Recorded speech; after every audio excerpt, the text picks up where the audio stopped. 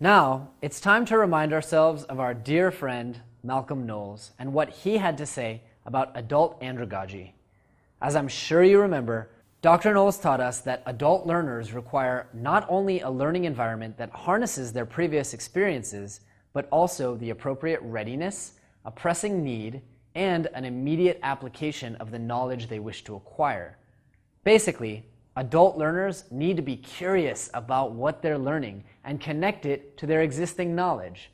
Now, in a perfect world, you would only have to learn things that were deeply interesting and inspiring to you.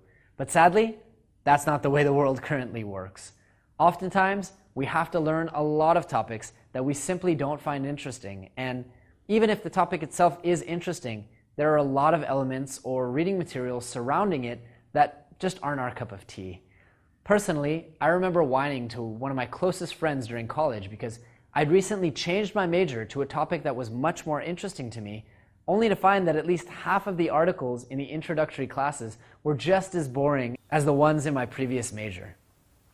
To get around this, you should use your pre-reading time to inspire within yourself a burning curiosity or interest in what the text is about, and you should think about how you should apply it. If done properly, even the most uninteresting material, such as tax law, can benefit from this practice. Let's talk about some different ways we can actually do this. Technique number one is to envision yourself using the material. As you read throughout the text, you should try to envision scenarios in which it could affect your life or how you could actually benefit from having that knowledge. How would you use the knowledge in your day-to-day life? Of course, as we mentioned before, try to connect any markers you develop to existing knowledge or experiences in your long-term memory. Technique number two, start asking questions.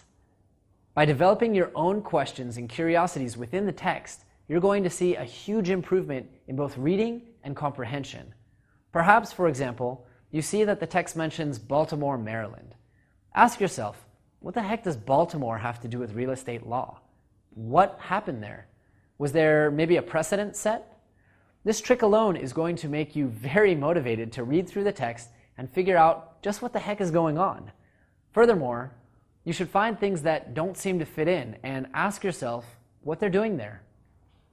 Technique number three, consider different perspectives. When I was struggling with pre-reading, Dr. Lev gave me a tip that has stuck with me to this day. He told me to ask myself questions involving perspectives, mine, the authors, even third parties. Though I'm not yet reading the text itself, I'm seeing the keywords, and those keywords are enough to generate some pretty opinion-laden questions. These include, what viewpoint do I anticipate the author taking? What viewpoint do I have going into reading this article? Where might the author be wrong? Where am I open to being persuaded on this topic? How could this material be improved? What would critics of this article likely say? Who are some people I know who might agree or disagree with what this article likely says? What would I expect to see in this text that I'm not seeing at this speed? Now you might wonder how I could generate all of these questions without ever actually reading the chapter, but in fact it's pretty easy. Let's say, for example, you were reading an article about nutrition. Just by seeing which keywords, like paleo or grains or animal protein, cancer, obesity, or insulin, if I see that those words are being used, I can already tell a lot. And just by seeing which studies and which experts are being cited, I can tell even more.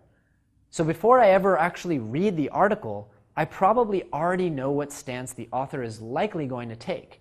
And based on that, I definitely know whether I agree or disagree. I may think of a few of my vegetarian or vegan friends at the same time and consider whether or not they'll turn blue in the face or love every word. I'll even consider where I feel the author may be biased, misinformed, or just plain wrong.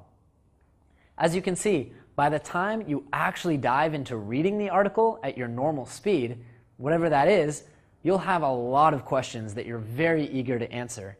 And this is a huge tool for concentration, comprehension, and retention. If you suffer from attention deficit disorder, you know that if you really want to know something, you can be laser focused. And after generating all of these perspectives and questions, you will be just that. If you really want to know why the heck Baltimore is in this text, you'll come back and you'll focus harder than you ever imagined you could focus on tax law. As you can imagine, there's a little bit of homework for this section. I want you to incorporate pre-reading, generating questions, imagining multiple perspectives, and curiosity into the things that you're normally reading. If you're a student, this means that you pick the most boring text from that econ class and you try to pre-read it. If you're at work, try doing the same.